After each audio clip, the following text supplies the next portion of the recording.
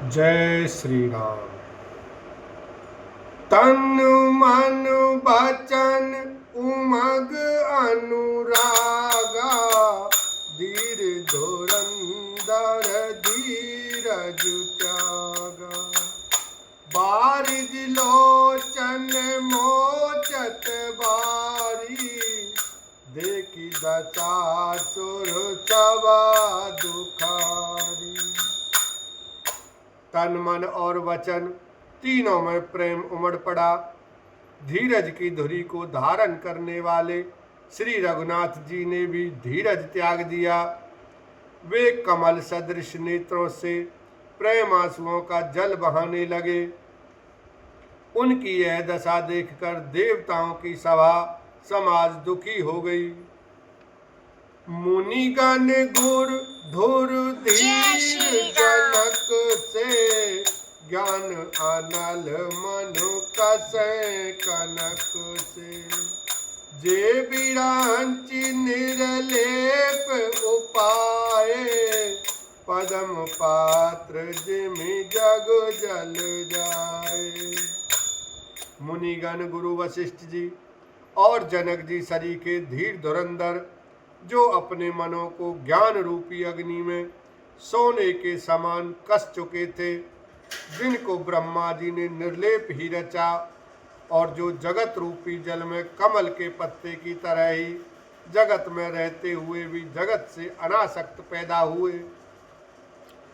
तेउ बिलोकी रघुबर भरत, प्रीति अनूप अपार। भये मगन मन तन बचन, सहित विराग विचार। लखन सिया राम जय जय राम। वे भी श्री राम जी और भरत जी के उपमा रहित अपार प्रेम को देखकर वैराग्य और विवेक सहित तन मन वचन से उस प्रेम में मग्न हो गए। जहाँ जनक गुरु गति मति भोरी, प्राकृत प्रीत कहत बड़ी खोरी। बरनत रघुबर भारत वियोगु, सुन कठोर कभी जानी लोगु। जहाँ जनक जी और गुरु वशिष्ठ जी की बुद्धि की गति कुंठित हो गई, उस दिव्य प्रेम को प्राकृतिक लौकिक कहने में बड़ा दोष है। श्री रामचंद्र जी और भरत जी के वियोग का वर्णन करते सुनकर लोग कवि को कठोर हृदय समझेंगे। सो सकोच रसु अकत कृबानी, समौ सनेहु सो मेरे सकुचानी। भेंटी भारत रघुवर समुझाए, पुनर्पुदवनु हरसि लाए। वह संकोच रस अकथनीय है, अतएव कवि की सुंदर वाणी उस समय उसके प्रेम को स्मरण करके सकुचा गई। भरत जी को भेंट कर श्री रघुनाथ जी ने उनको समझाया, फिर हर्षित होकर शत्रुघ्न जी को हृदय से लगा लिया। सेवक सचिव भरत रुख पाई, निज निज काज लगे सब जाई।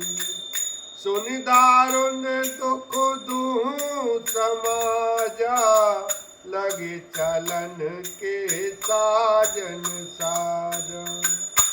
सेवक और मंत्री भरत जी का रुख पाकर सब अपने अपने काम में जा लगे।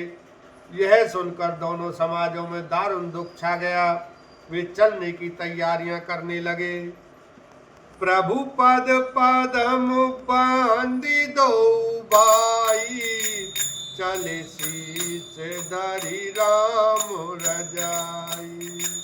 मुनि तापस बनु देव निहोरी, सब सन्मानी बहोरी बहोरी।